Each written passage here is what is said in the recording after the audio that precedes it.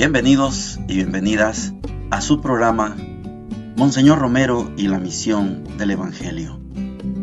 Un programa que lleva dos objetivos: conocer a Monseñor Romero y estudiar la Sagrada Escritura con un juicio crítico desde la teología de la liberación. Cada día tendremos un encuentro con Monseñor Romero y con el Dios de Jesús.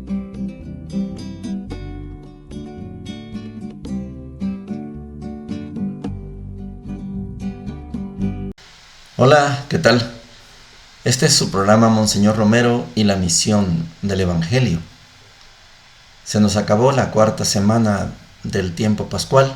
Solo nos quedan 3 semanas para meditar lo que la Iglesia llama la resurrección de Jesucristo.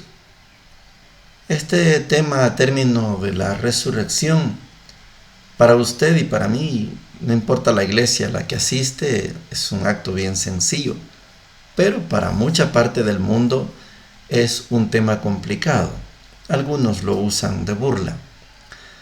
En la primera parte estamos escuchando a Monseñor, como les decía, en una acción de un catequista. Monseñor está dando a conocer cómo él entiende el término fe. Es que la fe es lo que manda en esta resurrección. Estamos en el domingo segundo, el segundo domingo de Pascua. Estamos estudiando a Monseñor Romero lo que él predicó el segundo domingo de Pascua, lo que decíamos ayer. A los 8 días, primero resucita el primer día de la semana, y a los 8 días, y sobre esos 8 días es que nos está hablando Monseñor. Tomémoslo como un verdadero catequista, como cualquiera que llega a nuestra comunidad, y nos habla de la palabra de Dios, y nos habla de una palabra clave de la palabra de Dios, que es la fe. Oigamos a Monseñor. Creo que ha vuelto a escucharse, y quisiéramos pues que este mensaje, que estoy tratando de hacerlo absolutamente evangélico, nos hiciera pensar que el don más precioso de nuestra religión es la fe. Es la fe. Creer no es palpar, no es meter el dedo en las llagas de Cristo, no es la evidencia científica, sino que es la aceptación de la palabra de Dios, la aceptación de una palabra que unos testigos de la experiencia pascual anuncian con tanta convicción que todo el mundo dice: Cristo ha resucitado. Cristo está presente por el Espíritu que Él dio a su iglesia. Cristo vive en la santidad del pueblo que lo sigue.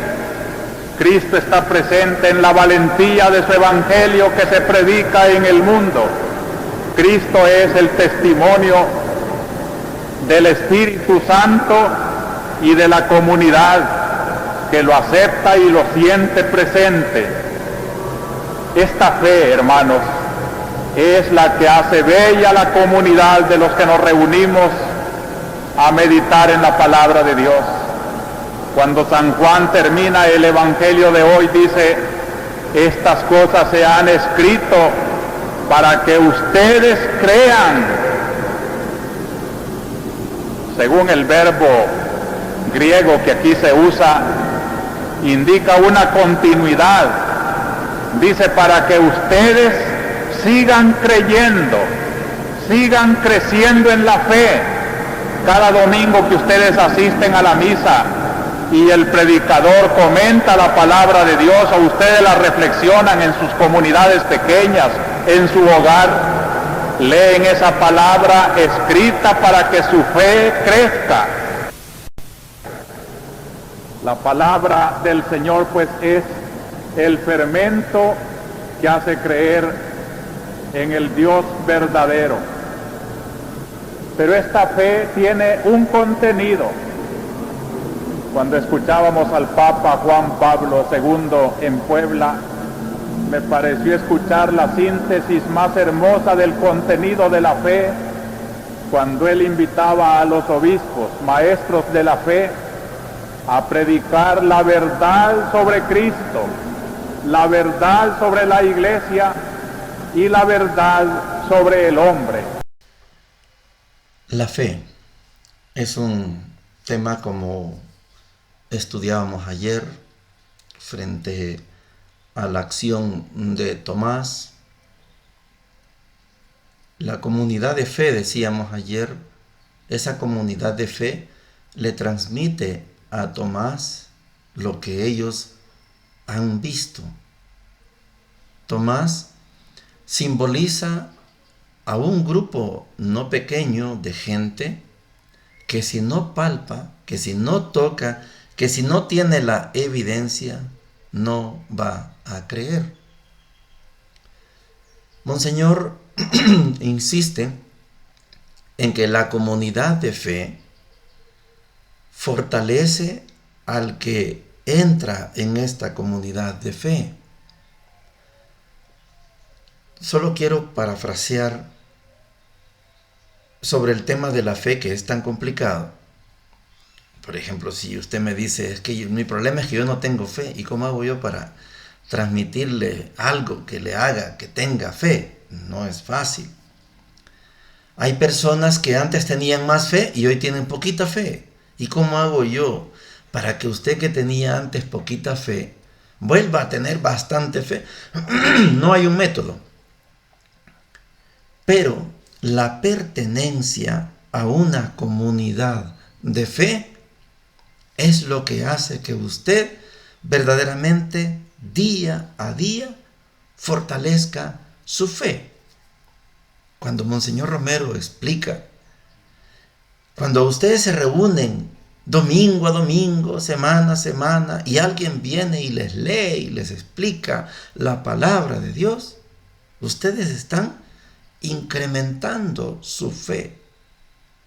Y al revés, si usted no se reúne, usted no escucha la palabra de Dios, la fe va desapareciendo. Tomás no estaba con los 10 cuando aparece Jesús. Cuando Jesús comienza como comenzó el Papa León XIV: la paz esté con todos ustedes. ¿Sí? Que la paz esté con todos ustedes. Ellos están encerrados por miedo. Lo que más necesitan es paz. La paz esté con ustedes. No teman. Soy yo. Y les regala el Espíritu Santo. Son 10. Reciban el Espíritu Santo. Tomás no estaba ahí, pero le cuentan a Tomás. Tomás dice: yo no voy a creer hasta que meta mi dedo en sus llagas y mi mano en su costado. Hasta que tenga la evidencia voy a creer. A los 8 días Jesús se aparece y sucede esto que Monseñor describe. Entonces Tomás exclamó: Señor mío y Dios mío. Ahora Tomás ya tiene fe. Jesús le va a decir: tú crees porque has visto. Dichosos los que creen sin haber visto. Ahora sí podemos comprender estas palabras de Monseñor Romero.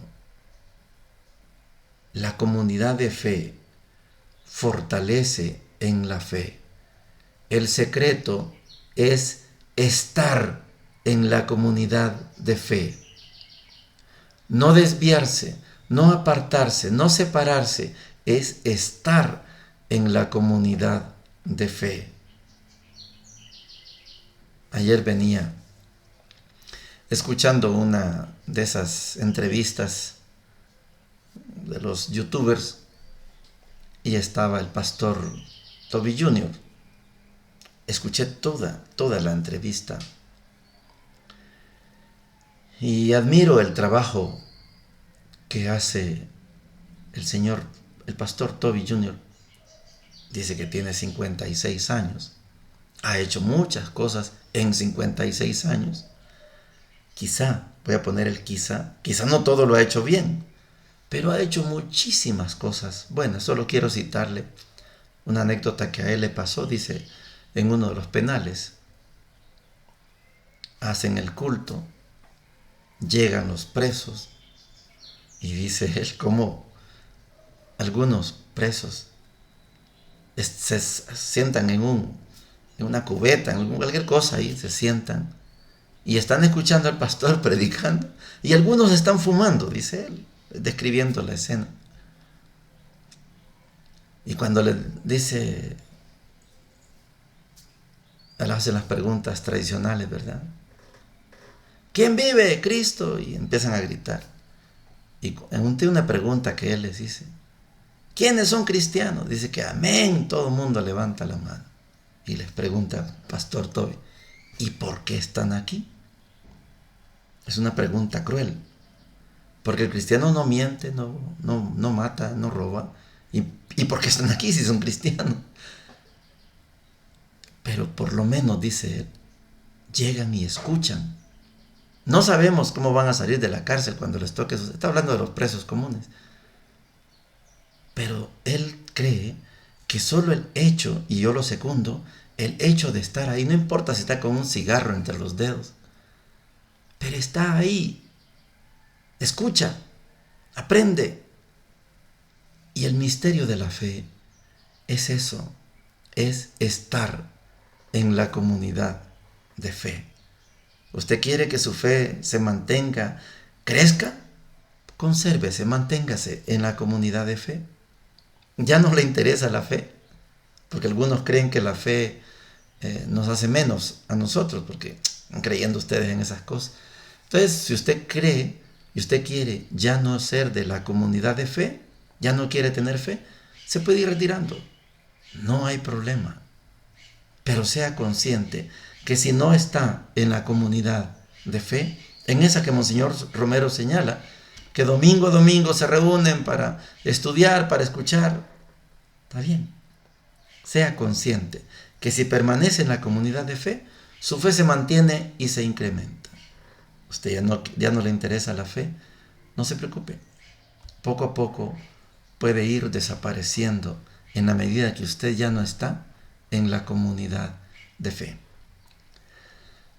Las lecturas para hoy, Hechos de los Apóstoles, capítulo 13, versículos del 44 al 52, dice lo siguiente. El sábado siguiente, casi toda la ciudad acudió a oír la palabra del Señor. Al ver el gentío, los judíos se llenaron de envidia y respondían con blasfemias a las palabras de Pablo. Entonces Pablo y Bernabé dijeron con toda valentía: teníamos que anunciarles primero a ustedes la palabra de Dios, pero como la rechazan, no se consideran dignos de la vida eterna, sepan que nos dedicamos a los gentiles. Así nos lo ha mandado el Señor. Yo te he puesto como luz de los gentiles, para que lleves la salvación hasta el confín de la tierra.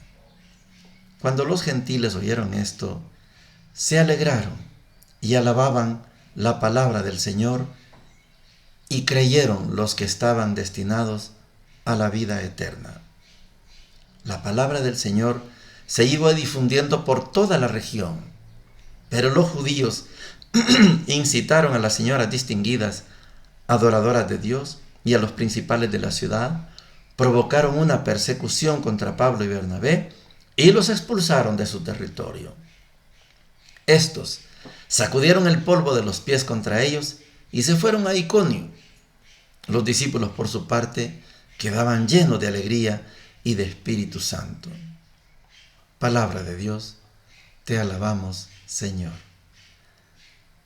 El sábado siguiente, casi toda la ciudad acudió a oír la palabra del Señor.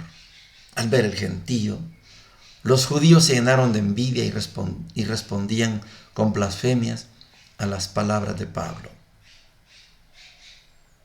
No los quieren. Ha tenido un discurso, Pablo está en la sinagoga, y yo quiero imaginarme ese momento en la sinagoga, cuando la gente lee un salmo, lee un profeta o lee la ley de Dios, y después hay un tiempo para una explicación. Pablo fue el encargado en esta sinagoga de Antioquía, fue el encargado de explicar. Y aunque usted puede comparar que son distintos los discursos, el discurso de San Esteban, de nuestro primer mártir, al que predica Pablo aquí, Pablo nunca dijo, veo el cielo abierto. No, Esteban sí. Esteban proclama al Jesús como la segunda persona de la Santísima Trinidad. Pablo no alcanzó a llegar ahí. Pero, a pesar de que el discurso de Pablo es más pequeño y más dedicado a los judíos, la gente no acepta el mensaje. Me quiero imaginar esa escena cuando termina la explicación de Pablo y les dice, nos vemos el otro sábado. Y el texto dice, el sábado siguiente, o sea, a los 8 días, casi toda la ciudad, ya no la sinagoga, casi toda la ciudad acudió a oír la palabra del Señor. Éxito de Pablo. Predicó en la sinagoga y ahora toda la ciudad. Claro que los judíos se pusieron bravos. Se quedaban sin gente. Y por eso inventaron para poder crear una persecución brutal. ¿Qué pasó? ¿Qué pasó con ese pueblo judío? No reconocen que se equivocaron al crucificar a Jesús. No les interesa. Y como no les interesa, son capaces de matar a los nuevos predicadores. Pablo y Bernabé tienen que irse a otro pueblo, a Iconio. Aquí no los quieren. Se sacuden el polvo, pero les dicen, la palabra era para ustedes, pero ustedes no son dignos. Por eso, a partir de hoy, nos vamos a dedicar a los gentiles.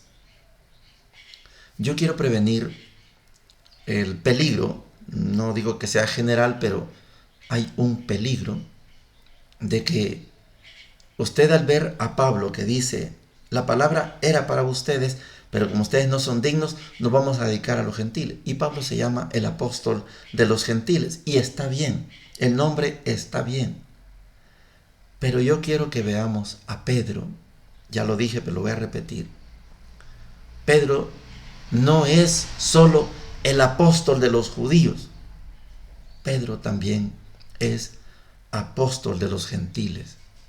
Recuerda lo de la sábana esa que bajó del cielo, y Pedro se da cuenta que él no puede dedicarse solamente a los judíos, también debe dedicarse a los paganos.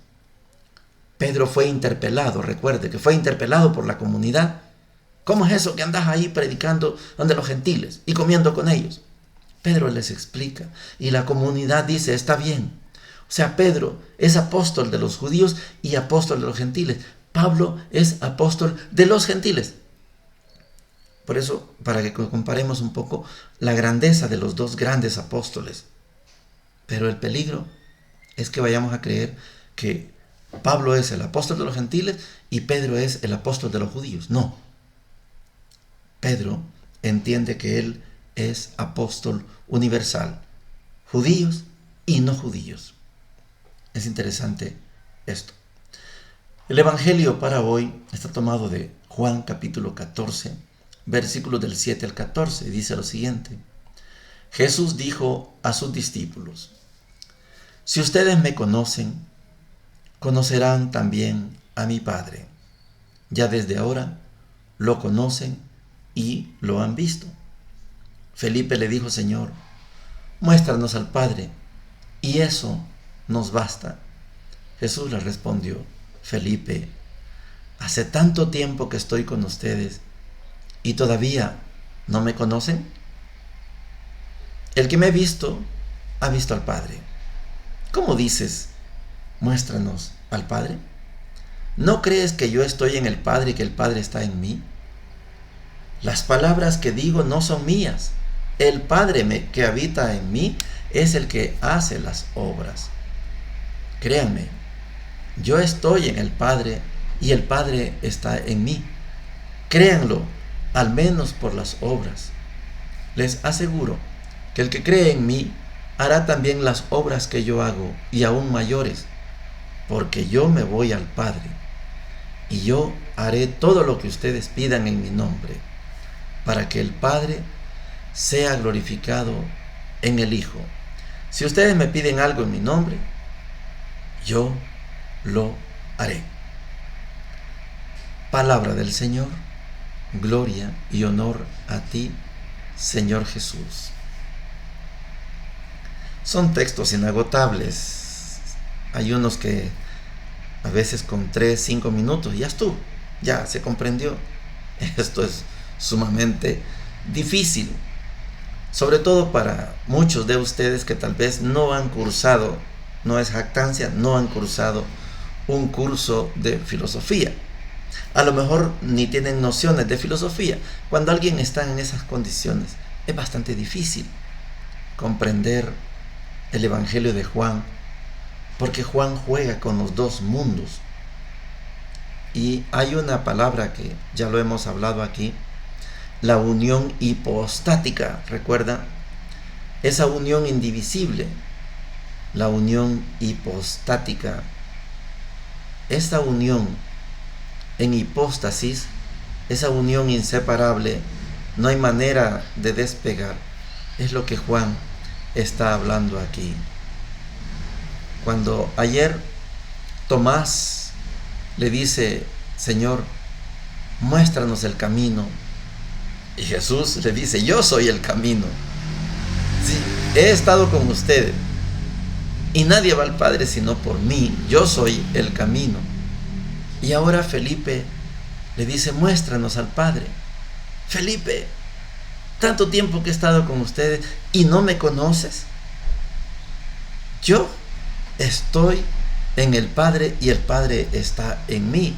El que me mira a mí, el que me conoce a mí, conoce al Padre.